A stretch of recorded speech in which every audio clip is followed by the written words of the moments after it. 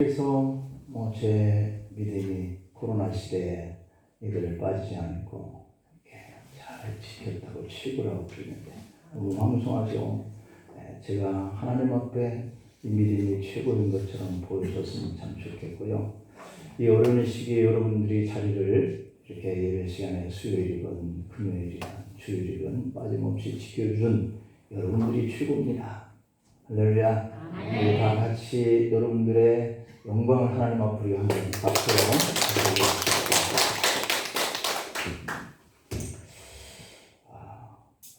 다시 하나님을 믿자 이렇게 제목을 정하면서 참 오죽하면 이런 제목을 다 거르구나 하는 이런 생각도 들었습니다. 이미 우리는 하나님을 믿고 있는데 다시 믿자라고 하는 이런 제목을 불시하니 그런 생각이 드는 거죠. 이 코로나 시대에 우리 믿음의 식구들이 눈에 보이지 않는 분들이 참 많이 생겼습니다. 그래서 참 안타까운 그런 마음을 우리가 가지면서 언제나 이 코로나가 물러가나 하는 이런 생각을 가지고 지금까지 지내왔는데 이제 이 거리두기를 해제하는 이러한 단계까지 왔으니 우리가 곧 마스크를 푸는 그런 때가 오지 않을까 이런 생각, 기대감을 가져봅니다. 그러면 우리가 다시 우리의 신앙을 견고하게 하고 하나님 앞에 시간 나와서 예배할 수 있는 자유함을 얻게 될 뿐만 아니라 교회의 구조적인 우리의 수고하는 모든 일들이 다 깨져버렸는데 다시 한번 회복을 할 수 있는 그러한 준비가 오늘 하나님을 다시 한번 믿자 하는 의미로 이 말씀을 준비해 봤습니다. 우리가 신앙생활을 할 바에는 잘해야 할 줄 믿습니다. 그래서 신앙은 하나님을 향해서 우리의 믿음이 위로 올라가야 하고 또 오늘보다는 내일 좀 더 앞으로 전진해가는 그러한 모습이 이뤄야 한다라고 하는 생각을 가져봅니다. 오늘 이 현재의 상태 속에서 우리는 만족하지 말고 다시 한번 내 신앙을 발전시켜 봐야 되겠다. 그렇게 노력을 해서 현재보다는 앞으로 좀 더 좋아지는 그런 신앙의 상태로 발전해 가는 우리의 결심이 오늘부터 다시 한번 세워지기를 소망해 봅니다. 가정에서든지 직장생활에서든지 사회활동에서도 뭔가 지적인 성장이 있어야 하는 거 우리 사람들이 다 바람이죠. 거기서 인격적이고 도덕적인 이러한 성장이 모든 사람들이 다 원하는 바이듯이 하나님을 믿고 교회 생활을 하고 또한 하나님의 복음을 이웃들에게 증거해야 하는 우리의 이 신앙의 모습이 바로 영적인 모습인데 이 영적인 신앙의 모습도 이렇게 사회 사람들이 우리의 사람들의 인격을 바람과 요구하고 있는 그런 분량처럼 우리 신앙의 믿음의 모습도 이렇게 상승해 가야 할 줄로 믿습니다. 교회는 교회에 출석하는 의무가 있어요. 그리고 교회에 오면 헌금해야 하는 의무도 있습니다. 그리고 생활에 소득이 생기면 11조를 생활해야 하는 것도 의무입니다. 또한 교회의 다스림에 순종하는 그런 의무가 있는 것이죠. 이게 바로 신앙생활의 영적 생활을 더 잘하려고 하는 성도의 모습이어야 하겠죠. 집사는 집사대로, 안수집사는 안수집사대로, 권사와 장로와 목사까지 모두 다 그 직분에 따른 의무가 있는 것이죠. 하나님이 주신 직분은 그래서 가장 귀하고 아름다운 것인 줄 믿습니다. 따라서 받은 그 각자의 사명을 잘 감당할 때 개인에게는 신앙의 성장이 있게 되는 것은 물론이고 그로 인해서 교회는 그 공동체는 분명히 부흥해지고 넘치는 은혜로 가득 채워지게 되는 이런 역사가 일어나고 이와 같은 일들이 하나님 앞에 아름답게 비춰지면 자연히 그가 생활하는 가정에도 그가 활동하고 있는 직장과 또한 이 사업장의 기업에도 말할 수 없는 하나님의 축복이 임하게 되는 줄 믿습니다.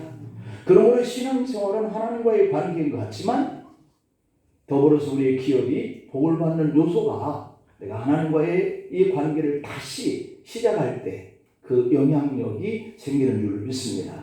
교회 출석도 봉사하는 생활도 지금보다는 좀 나아져야 하고 이제 코로나 걱정이 점점점 약해져 가고 있는 이러한 상황이 오니까 우리는 믿음이 예전처럼 다시 한번 이렇게 나아져야 하고 기도 생활도 다시 나아져야 되고 헌금 생활도 다시 나아져야 한다라고 하는 겁니다. 여러분 이제는 코로나의 두려움으로부터 벗어나서 우리의 믿음 생활을 정상적으로 시작하기를 축복합니다. 아멘. 축복합니다. 아멘. 나의 신앙생활의 취약점은 어디이고 부족한 것은 무엇인가? 이걸 한번 돌아볼 필요가 있는 거죠. 이 시간 그러한 도전과 그러한 생각을 해볼 수 있는 그러한 결단과 결심의 시간이 되기를 간절히 소망해 보면서 지금까지는 코로나로 인하여서 이 교회와 성도들의 그 희망이 다 빼앗겨져 버렸거든요. 유다 백성들도 시드기야 왕 때 그 바벨론으로 포로로 끌려가고 70년 동안 이 포로 생활을 하는 가운데에 이 유다 백성들의 희망이 다 꺾여버려진 이 사실을 성경은 표현하고 있어요. 뭔가 내가 하던 이 일들 속에서 이것이 실패하고 넘어질 때 우리는 자연적으로 마음속에 근심과 염려가 생기면서 내 희망과 소망이 꺾여지는 것이거든요. 이때 이사야 선지자는 그들에게 한마디 말씀합니다. 여호와를 앙망하자. 여호와를 앙망하자. 여호와를 앙망하시기를 축복합니다. 네. 이게 그 소망과 희망이 꺾여진 자리 속에서 일어날 수 있는 그러한 시작이라는 거예요. 내가 하나님을 더 앙망해야 되겠구나. 내가 하나님을 더 절실히 잘 믿어야 되겠구나. 이런 생각들 말이죠. 그래서 우리는 하나님의 자녀예요. 어려울 때, 힘들 때, 넘어졌을 때 생각나게 하시는 그 하나님, 그분을 생각한다면 우리는 하나님의 자녀가 맞아요. 하나님의 백성들은 오늘 이 본물처럼 우리에게 두려워 말고 근심하게 하는 일들 속에서도 하나님을 앙망해, 하나님을 앙망해, 그렇게 말씀하는 그 말씀에 우리가 귀를 기울여야 돼요. 유다 백성들에게 이사야는 여호와를 앙망하라고 외쳤거든요. 오늘 우리가 들어야 할 이 하나님의 음성인 줄 믿습니다. 오늘 본문은 유다 백성에게 탄식하고 있는 그들을 향하여서 하나님의 답변처럼 기록이 된 내용이에요. 내가 힘들어요 하나님. 내가 절망적인 이 환경 때문에 좌절감이 너무 커요. 그럴 때 하나님이 그에게 하시는 말씀이 오늘 이 본문인 거거든요. 당시 유다 백성은 국가적인 위기를 만났습니다. 요시야 왕이 애굽의 바론 느고에게 패하여 전사를 했습니다. 그러자 유다는 애굽의 속국이 되었고 속국이 되었다가 다시 이 북방의 강국인 이 바벨론의 지배를 받게 됩니다. 궁정은 쇠하였습니다. 왕은 허수아비에 불과했습니다. 우리 일제 강점기 때 그랬잖아요. 왕은 세워져 있기는 하지만 허수아비. 이게 바로 침략을 당하여서 나라를 잃어버린 백성들의 모습인 거예요. 얼마나 사기가 저하되었겠습니까? 사회의 기강은 완전히 다 무너졌습니다. 진실한 예언자들은 핍박을 받고 거짓 예언자들은 활개치는 세상이 되고 말았습니다. 바로 이때의 유다 백성은 이 국가의 암울한 장래를 생각하면서 낙심하게 된 거예요. 절망합니다. 그래서 오늘 본문 27절에서 그들의 답답한 심정을 이렇게 토로하는 거예요. 27절 한번 볼까요? 내 길은 여호와께 숨겨졌으며 내 송사는 내 하나님에게서 벗어난다. 벗어난다.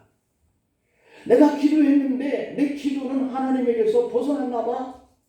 응답이 되지 않아. 내 억울한 사정은 주님께 숨겨졌나 봐. 이렇게 고백하고 있는 형편이라는 거예요. 그들은 하나님이 자신들의 원통한 문제를 듣지 않으신다고 탄식하고 있는 거예요. 그러니 하나님이 야곱아 어찌하여 네가 이렇게 말을 하니? 라고 하면서 하시는 이 말씀이 오늘 이 본문의 내용이거든요. 아마도 내 사정은 하나님이 돌보시지 않는 것처럼 생각될 때 다윗은 그렇게 고백을 한 적이 있어요. 시편의 13편 1절부터 3절 내용을 보면 내 하나님이여 내 하나님이여 어찌 나를 버리셨습니까? 어찌 나를 멀리하여서 돕지 아니하십니까? 그러면서 신음소리를 냈다. 이렇게 기록이 되어 있죠. 그러면서 말합니다. 나의 영혼이 번민하고 종일토록 마음에 근심을 하기를 어느 때까지 해야 합니까? 내 원수가 나를 치며 자랑하기를 어느 때까지 해야 합니까? 여호와 내 하나님이여 나를 생각하사 응답하여 주시고 나의 눈을 밝히소서. 두렵건대 내가 사망의 잠을 잘까 하오며 두렵건대 나의 원수가 이르기를 내가 그를 이겼다 할까 하오며 내가 흔들릴 때에 나의 대적들이 기뻐할까 합니다 라고 탄식을 했어요. 우리뿐만 아니라 다윗도 유다 백성들도 이렇게 절망과 좌절감을 가질 수 있는 환경이 있다고 하는 사실이죠. 또 다윗이 시편 22편 1, 2절에서 내 하나님이여 내 하나님이여 어찌 나를 버리셨나이까? 어찌 나를 멀리하여 돕지 아니하시오며 내 신음소리를 듣지 아니하십니까? 내 하나님이여 내가 낮에도 부르짖고 밤에도 잠잠하지 아니하오나 응답하지 아니하십니다 라고 절규를 하고 있습니다. 다윗은 신실한 성도로서 하나님과의 그 친밀한 교통을 나눴음에도 불구하고 그래도 다윗도 하나님이 외면하시는 것과 같은 이런 절망적인 탄식을 경험하는 환경에 빠지더라 라고 하는 거예요. 대체로 그럴 때 내가 하나님을 믿는 하나님의 백성임에도 불구하고 하나님 앞에 내가 징계를 받는 것 아닌가 라고 생각을 하게 이른다는 겁니다. 여러분, 그럴수록 우리가 하나님을 진실하게 경배하면 하나님은 우리에게 은혜를 베푸시되 그 얼굴빛을 비추신다 라고 하는 이 사실을 믿으시기 바랍니다. 유다 백성이 바벨론 지배를 받게 된 것은 그들이 하나님을 떠나서 우상 숭배에 몰두하고 율법을 버리고 그리고 타락하게 된 그 원인이 있었어요. 하나님은 바벨론이 하나님께서 유다 백성을 징벌하기 위해서 사용하신 막대기에 불과하다 이렇게 표현하거든요. 막대기. 다윗은 시편 23편 4절에 보면 내가 사망의 음침한 골짜기로 다닐지라도 해를 두려워하지 않을 것은 주께서 나와 함께 하십니다. 주의 지팡이와 막대기가 나를 안위하시나이다. 아멘입니다. 주님의 손길로 사용되는 것은 다 주님의 지팡이고 막대기예요. 나의 삶의 믿음의 길을 여정길을 인도하시는 그 손길은 주님의 막대기의 지팡이입니다. 이사야 10장 5절 말씀에 보니까 아수르 사람은 활이 있을진저 그는 내 진노의 막대기다 이렇게 표현하고 있어요. 그 손의 몽둥이는 내 분노라. 우리가 이렇게 환난을 만나고 어려움을 겪을 때 주님께 소리를 높여 부르시셨는데 내 송사가 지나가는 것 같이 여기는 그 억울한 이런 순간에 우리는 하나님께 징계를 받는 것이구나 이런 생각을 갖고 있다라고 말씀을 드렸는데 이 유다 백성들이 바로 그럴 때에 이 아수르라고 하는 나라에게 힘을 실어서 유다를 공격하게 하는 거예요. 그래서 이 아수르는 하나님의 진노의 막대기였어요. 손의 몽둥이였어요. 하나님은 그렇게 사용하신다는 겁니다. 이사야서 10장 24절에서도 주 만군의 여호와께서 시온에 거주하는 내 백성들아 아수르가 애굽이 한 것처럼 막대기로 너를 때리며 몽둥이를 들어 너를 칠지라도 너는 두려워하지 말라 그랬어요. 여러분, 환경이 어둡고 좌절감과 낙심되는 환경이 만나도 두려워하지 않기를 축복합니다. 그건 그냥 일시간 막대기처럼 몽둥이처럼 그게 불과한 거예요. 그러므로 하나님의 막대기가 우리를 원통하게 하거나 내 음성에 하나님이 들으시는 것 같지 않을 때라도 내 길은 여호와께 숨겨졌어요. 내 송사는 내 하나님에게서 벗어났어요. 라고 불평하거나 원망할 필요는 없다라고 하는 겁니다. 그렇게 하나님 앞에 나아가서 그럴 때 긍휼을 구하고 은총을 구하라는 거예요. 유다 백성이 국가적인 위기 앞에서 낙심하여서 하나님께서 우리 사정을 외면하시고 거들떠보지 않는구나 하고 탄식하였을 때, 그때 하나님은 그들의 영적 무지함을 깨우쳐 주는 거예요. 본문 27절이 바로 그 말씀이에요. 야, 야곱아, 너 왜 그렇게 생각하니? 라고 묻고 있는 거죠. 이스라엘아, 그렇게 부르면서 하시는 말씀이, 너희가 탄식하고 있는 그 탄식하기 전부터 내가 너희들을 안다. 그리고 지금의 너희 형편들도 내가 다 안다. 이런 의미예요. 야곱이라는 이름은 그가 형 에서의 발꿈치를 붙들고 태어난 데서 비롯된 이름이잖아요. 속이는 자라고 하는 이름의 뜻입니다. 근데 이 야곱의 생애 가운데 처음 한동안은 바로 그와 같은 속이는 뜻과 같이 자기의 꾀를 의지하면서 살았습니다. 형 에서에게 팥죽1 그릇으로 장자의 명분을 사고 눈이 어두운 아버지를 속여서 장자의 축복을 받은 것은 누가 봐도 자기의 꾀를 가지고 그 복을 차지하려고 하는 이런 떳떳하지 못한 행동, 이것이 바로 야곱의 모습이었습니다. 그러나 하나님은 야곱의 인간적인 그러한 결함에도 불구하고 그의 믿음을 귀히 보시고 아브라함에게 하신 약속의 계승자를 삼아주셨다는 사실이거든요. 그리고 이스라엘이라고 하는 이 이름은 그가 하란에서 가나안으로 돌아올 때 형 에서를 두려워하여 야복 강가에서 하나님과 함께 생사를 건 기도를 올리는 가운데에 받은 영광스러운 이름의 뜻, 바로 승리자라고 하는 이름의 뜻이 이스라엘이에요. 하나님은 이 자기 꾀를 가지고 사는 그런 야곱을 바로 하나님을 의지하면서 승리하는 자의 이름으로 바꿔줬다는 얘기예요. 하나님 유다 백성을 향해서도 야곱아 너 이스라엘아 이렇게 부르시면 그들에 대한 지극한 관심을 보이시는 모습이거든요. 내 탄식은 하나님 앞에서 들어주신 바가 되지 않고 내 송사, 내 억울한 것은 하나님이 듣지 않으시는 것 같아서 원망하고 불평하고 있는 이런 것까지도 하나님의 관심을 가지고 보고 계신다는 사실. 그래서 찾아오시잖아요. 야곱아, 이스라엘아, 너 왜 그렇게 생각해? 이렇게 말씀합니다. 하나님은 오늘 우리의 과거와 현재도 다 알고 계실 줄로 믿습니다. 세상에 속하여서 살던 때와 그때의 비참한 실상, 이것도 주님이 다 아셔요. 구원받은 이후에 하나님을 어떻게 하든지 잘 믿어보려고 애를 쓰고 있는 우리의 모습, 이것도 다 알고 계셔요.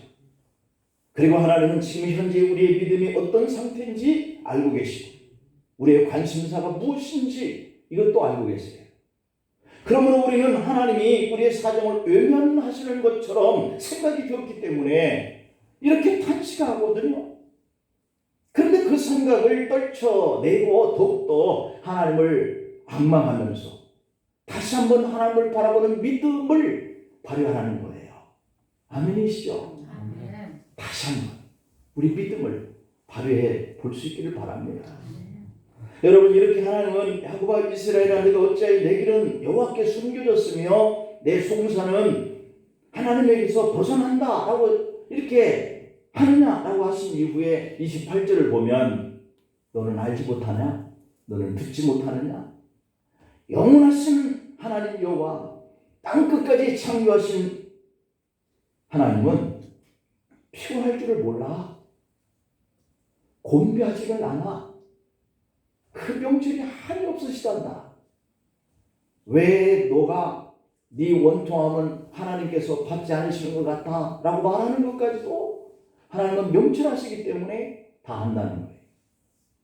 이렇게 말씀하신 하나님의 뜻은 그들로 하여금 하나님을 얼마나 바로 알고 있는지 너가 나를 아는 것에 부족하다는 거예요. 네가 나를 알고 있는 것이 틀렸다는 거예요. 네가 알고 있는 대로 나는 그런 하나님이 아니야. 말씀하고 계신 거예요. 하나님이 누구신지 어떤 분이신지를 올바로 아는 우리 성도라면 절대로 이 유다 백성들이 처한 환경에 있을 때에 하나님 내 길은 하나님 앞에 숨겨진 것 같아요. 내 억울한 송사는 하나님께서 자꾸만 벗어나는 것 같아요 라고 하지는 않는다는 겁니다. 하나님은 사람들이 생각해서 만들어낸 신이 아니기 때문에 우리가 믿는 하나님은 우리가 만들어 놓은 그런 하나님을 믿는 것이 아니라 영감으로 기록되어진 성경 속에 계시하시는 하나님이신 줄 믿습니다. 그래서 하나님은 초월하고 계시고요. 내 생각보다 높으시고요. 나도 너무도 잘 아시는 명철하신 하나님이세요. 하나님은 결코 우리에게 속지 않으시는 하나님이세요. 이스라엘 백성은 아브라함의 자손으로부터 명색이 하나님의 선민이었으나 이 구약 성경을 보면 하나님을 떠나서 이 우상 숭배에 빠졌던 그런 때가 너무도 많거든요. 선민이 위기가 왔다고, 두렵고 무서운 환경이 왔다고, 고통스럽고 그때마다 하나님을 버리고 세상과 짝하거나 우상 숭배에 몰두하고 있는 이런 문제가 많다는 겁니다. 이스라엘 백성들이 그럼에도 불구하고 세상에 신 있는 나라를 의지하거나 우상에게 제사를 드리는 까닭이 무엇이었을까요? 여러분은 힘들 때 어떤 사람을 찾아가서 또는 나를 도울 수 있을 것 같은 사람을 만나서 또는 어떤 저 많은 사람들, 용하다는 사람을 찾아가거나 왜 그럴까요? 그 까닭이 무엇일까요? 이 유다 백성도 그랬으니까. 우리가 무슨 초월적인 인간도 아닌데 우리도 그럴 때가 있단 말이에요. 왜 그럴까요? 그 까닭은 그들이 하나님께 대하여서 알고 있는 지식이 무지해서 그렇다. 무지해서. 하나님을 끝까지 신뢰하면서 악마하는 믿음이 부족하기 때문이었다. 라고 하는 거예요.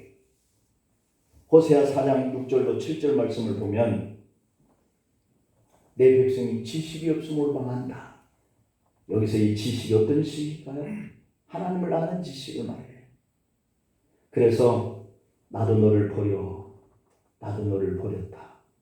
네가 지식을 버렸으니 나도 너를 버려. 내 제상이 되지 못하게 할 것이요. 네가 네 하나님의 율법을 잊었으니 나도 네 자녀들을 잊어버릴 거야. 이렇게 말씀하는 두려운 말씀이죠.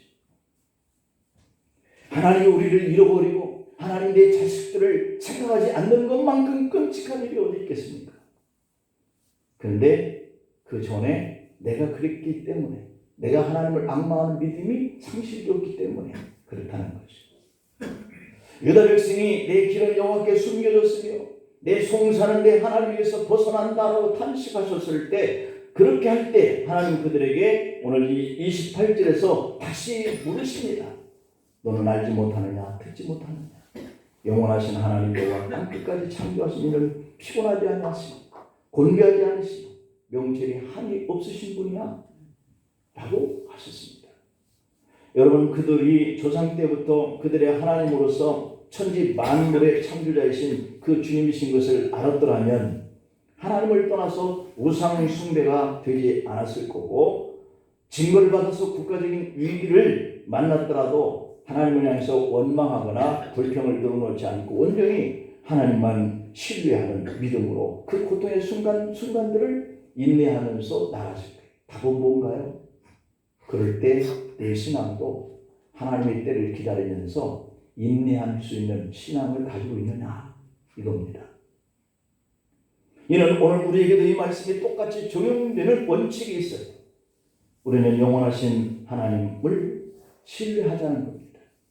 야고보서 1장 17절 말씀을 보면 온갖 좋은 은사와 온전한 선물이 다 위로부터 빛들의 아버지께로 내려오나니 그는 변함도 없으시고 휴전하는 그림자도 없으시더라 그랬습니다. 우리에게 온갖 좋은 은사와 좋은 선물을 주시는 분은 옛날이나 지금이나 미래에도 변함없이 하나님께서 우리에게 주시는 줄 믿습니다. 아멘. 하나님이 주신다는 거예요. 우리에게 대한 하나님의 사랑과 그 약속함이 변치 않기 때문이라는 거죠. 현대 의술이 아무리 발전했더라도 죽은 자를 살리지는 못합니다. 그러나 하나님은 전능하심으로 죽은 자도 살리려고 계획을 가지시면 얼마든지 살리시는 분이세요. 아멘. 만약 유다 백성이 이와 같은 전능하신 하나님으로 알았다라고 한다면 그 믿음이 변치만 않았다라고 한다면 바벨론 위협 때문에 낙담하지는 않았을 겁니다. 오늘 우리는 북에 대해서 위협을 많이 느끼고 있고, 저 중국이나 또는 어떤 일본이나 미국이나 러시아나 이런 나라들에 대한 눈치를 많이 봐야만 합니다. 그만큼 작은 나라이기에. 그래서 수출길이 끊어질까 봐 그들의 눈치를 많이 보지. 작은 고통 앞에서 하나님을 향해서 원망과 불평을 토로하지도 않을 수 있는데, 그런 것들을 우리가 생각하면 하나님을 의지하고 앙망하는 이 신뢰의 관계가 깨져버려요. 히스기야 왕이 아수르 대군이 예루살렘을 포위했을 때 왕은 백성에게 금식을 선포합니다. 성전에 올라가서 하나님 앞에 엎드려서 간구합니다. 다음날 아침에 일어나 보니까 아수르의 장군 사멜의 군대 18만 5천 명이 시체가 되어버렸습니다. 하나님이 하시면 우리를 구원할 줄 믿습니다. 하나님이 때가 되면 우리를 안전하게 보호해 주세요. 그동안 인내할 수 있는 믿음을 가지고 주님을 앙망하느냐라고 하는 것이 문제거든요. 만약에 바벨론에게 침략당했을 때에도 그들이 하나님을 신뢰하고 왕으로부터 온 백성들이 다 옷을 입고 하나님 앞에 통일 작업하면서 구했더라면, 하나님은 바벨론의 그 진노의 막대기 속에서 그들을 분명히 건져셨을 거예요. 근데 그렇게 하지 않았거든요. 그래서 결국은 바벨론 손에 넘겨졌습니다. 마찬가지로 전능하신 하나님은 오늘 또 우리의 고통의 길이 아무리 크고 어려울지라도 아무것도 아니게 하실 수 있는 그런 분이신 줄 믿습니다. 그러므로 이제 유다 백성이 전능하신 하나님을 온전히 믿고 신뢰했더라면 바벨론 때문에 절망하고 한탄해야 할 이유가 없었다는 거죠. 근데 그들은 그렇게 했거든요. 감사할 것은 영원하신 그 하나님은 지금도 동일한 능력과 사랑으로 자기 백성된 성도들을 보살피시는 분이십니다. 하나님의 능력은 지금도 변함이 없지만 하나님을 믿지 않는 이러한 사람들에게는 그 능력을 경험하지 못하며 믿는 자들만 경험할 수 있는 줄 믿습니다. 땅끝까지 창조하신 하나님을 알고 의지할 때 그 하나님 나를 통해서도 이렇게 하시는 하나님이다 라고 믿을 때 그 능력이 우리에게 임하게 된다. 그 손길이 우리를 붙들어 주신다 라고 하는 겁니다. 그래서 하나님은 오늘 본문 28절로 31절 속에서 유다 백성에게 너는 알지 못하느냐 듣지 못하느냐 영원하신 하나님 여호와 땅끝까지 창조하신 이는 피곤하지 아니하시며 곤비하지 않으시며 명철이 한이 없으시며 피곤한 자에게는 능력을 주시며 무능한 자에게는 힘을 더하시나니 소년이라도 피곤하며 곤비하며 장정이라도 넘어지며 쓰러지되 오직 여호와를 앙망하는 자는 새 힘을 얻으리라. 새 힘을 얻기를 축복합니다. 이것은 주님을 앙망하는 자에게 주시는 하나님의 선물입니다. 독수리와 날개치 올감 같은 그런 힘 말이죠. 다른 막지라도 곤비하지 아니하고 걸어도 피곤치 아니하는 그런 힘 말이죠. 이걸 우리가 받으십시다. 육체의 힘으로 말하면 항우와 같은 장사가 어디 있겠습니까? 좀 과장하면 그 항우의 그 힘은 산을 뽑을 그런 기계와 그리고 세상을 덮을 만큼 웅대했다 이렇게 소개를 하고 있거든요. 여러분, 산을 뽑을 사람이 사람으로서 누가 있겠습니까? 그런데 항우는 할 수 있다는 거예요. 그러나 항우도 한신에게 패전을 거듭하다 보니 지쳤습니다. 그리고 자결을 해서 세상을 뜨고맙니다. 그 힘센 항우도 질 때가 있었고 그것을 생각하면서 자기를 이겨내지 못하고 좌절감이 너무 크다 보니까 스스로 자기의 목을 끊어냈다는 거예요. 여러분, 대통령을 지낸 인물도 대기업에 총수를 했던 사람도 심신이 지치고 피곤하니까 어떻게 했어요? 자살하지 않습니까? 그런데 오늘 본문에 보니 소년도 피곤하며 곤비하며 장종도 넘어지며 자빠진 때가 있다는 겁니다. 이 구절을 보면 오늘날 살아가는 우리 사람들의 모습과 같다는 생각이 듭니다.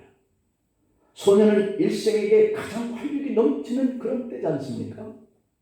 하루와 다르게 성장하는 생명력이 진종을 뛰어다녀도 피곤할 줄 모르는 그때가 바로 이 소년의 때예요. 그런데 요즘 소년들을 보면 공부에 찌들어서 활력을 찾아보기가 힘듭니다. 어른들이 만들어낸 줄 세우기 경쟁에 희생물이 되어가고 있습니다. 장정은 생애 중에 가장 힘이 강한 시기입니다. 가장 의욕적으로 일하는 그러한 성취하는 시기예요. 그런데도 그 장정마저도 넘어지며 자빠질 때가 있다는 거예요. 오늘날 장정들의 생활처럼 피곤한 일이 없을 겁니다. 우리나라는 OECD 국가 중에서 노동의 강도가 가장 높은 나라에 속한다 그럽니다. 직장에서 보내는 그러한 시간이 가장 많은 나라가 바로 우리 대한민국이랍니다. 소년이라도 피곤하며 곤비하며 장정이라도 넘어지며 자빠지는 것은 우리 인간의 뚜렷한 한계가 있다는 것을 지적하고 있는 말씀이에요. 우리는 한계가 있는 사람들이에요. 피조물로서 그 능력에 한계가 있기 때문에 생기는 현상이 피곤하고 곤비하고 넘어지는 거예요. 여러분, 결론적으로 그러면 어떻게 하면 좋을까요? 어떻게 해야 피곤과 좌절을 이기고 활기차게 살 수 있을까요? 성경은 하나님께로부터 끊임없이 공급되어지는 그 세심, 이것을 받아야 한다, 이렇게 얘기하고 있습니다. 하나님께서 공급해 주시는 그 세심. 여러분, 우리가 낙심하고 있을 때 교회 와서 기도 한참 하다 보면 막 또 할 것 같은 자신감이 생기잖아요. 하나님께서 공급하시는 힘 때문에 그래요. 우리도 다른 사람에게 힘을 줄 수 있지만 우리가 줄 수 있는 그 힘도 한계가 있습니다. 우리가 다른 사람에게 지혜를 제공해 줄 수 있습니다. 그러나 그 지혜도 금방 바닥이 납니다. 그러나 하나님의 능력과 지혜는 한이 없다 그러죠. 아무리 많은 일을 하실지라도 그분은 피곤을 모르시고 곤비함을 모르시고 지혜가 끝났다라고 하는 것이 없다는 거예요. 여러분, 어떻게 해야 하나님께로부터 능력과 명철을 받아서 누릴 수 있을까요? 오늘 본문 31절입니다. 오직 여호와를 앙망하는 자, 그가 세심을 얻으리니 독수리가 날개 치며 올라감과 될 것이다 그랬습니다. 그가 비록 인생을 다름박질하듯 하여도 곤비하지 아니하겠고 걸어가도 피곤하지 않는다라고 말씀합니다. 비결은 하나입니다. 우리가 이 코로나 시대에 끝나갈 이 무렵에 다시 올지도 모르지만 그러나 이 즈음에 우리가 다시 한번 하나님을 앙망하는 믿음을 가져야 할 줄로 믿습니다. 오직 나를 도와주시고 오직 마르지 아니하는 힘과 능력과 지혜를 공급하시는 그 하나님 믿어야 합니다. 앙망, 하나님의 손길을 기다린다는 뜻이거든요. 이제 코로나가 한풀 꺾인 이때에, 우리의 자유가 주어지는 이때에, 예배 오셔도 좋은 바로 이때에 우리가 전에 하다가 멈춰진 우리의 신앙의 모습들을 다시 한번 발휘하여서 교회에 사명을 주신 것을 다 하나님 앞에 우리들이 열심을 다해 살아갈 때 하나님은 우리의 기업을 책임져 주시고 우리의 가정의 건강을 책임져 주시고 우리가 다시 한번 뛸 수 있는 그런 힘을 책임져 주실 줄로 믿습니다. 기도하시겠습니다. 하나님 아버지, 하나님만 바라보고 경외하면서 하나님이 공급하시는 세심을 받아서 이런 엄중한 코로나 시대가, 그리고 많은 사람들이 교회를 떠나는 이런 위기의 시기에 다시 한번 독수리가 날개치며 올라감과 같은 신앙의 믿음을 가지고 주님이 공급하시는 세심과 그 능력과 그 지혜로 하나님께 영광 돌리면서 살 수 있게 하시고 그 일이 우리에게 복으로 돌아오게 하시옵소서. 예수님의 이름으로 기도하옵나이다. 아멘.